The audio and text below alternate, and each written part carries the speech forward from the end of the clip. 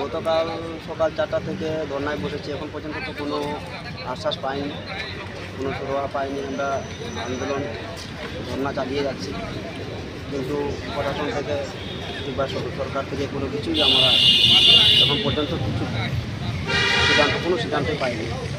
মূলত দাবিটা কী ছিল? আমাদের মূলত দাবিটা ছিল, আমরা বনমিত্র কর্মী, আমরা মাসে 20 দিন ডিউটি করি। 20 দিনের ডিউটি মাসে আমরা 4,840 টাকা পাই, কিন্তু আমাদেরকে 30 দিনই ডিউটি করতে পারি। 30 দিন ডিউটি করার পরেও আমাদের এই টাকা দিয়ে আমাদের সংসার চলে না। তার জন্য আমরা অনেক জায়গাতে অনেকবার গিয়েছি, কিন্তু আমরা কোনো কিছু আমাদের কোনো সুরাহা পাইনি। পরবর্তীতে এখানে সিপাহী জেলা মেইন গেটের মধ্যে আমরা ধর্নায় বসেছি।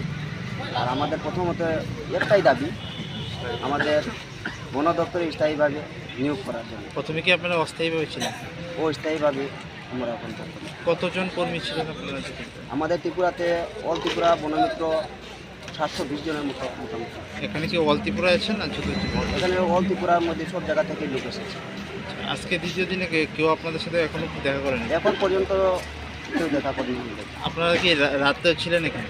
রাত্রেও ছিলাম। রাত্রে থাকার পরে আমাদের লাইন কেটে দেওয়া হয়, টয়লেট বাথরুম সব বন্ধ করে দেওয়া হয়, এবং খাওয়ান জল দোকানপাট সব কিছু বন্ধ করে দেওয়া হয়। এখন অবধি খাওয়া দাওয়ার কী ব্যবস্থা রয়েছে? এখন পর্যন্ত কোনো খাওয়া দাওয়া হয়নি, আমরা এখন পর্যন্ত এখানে পড়ে রয়েছি। কোনো খাওয়া দাওয়ার ব্যবস্থা?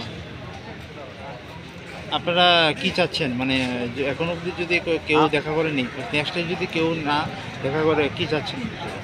আমরা ধর্না চালিয়ে যাব যখন থেকে আমরা কোনো সিদ্ধান্ত আমাদের হয় না, তখন থেকে আমরা চালিয়ে যাব। আপনার নাম? বিপিন বর।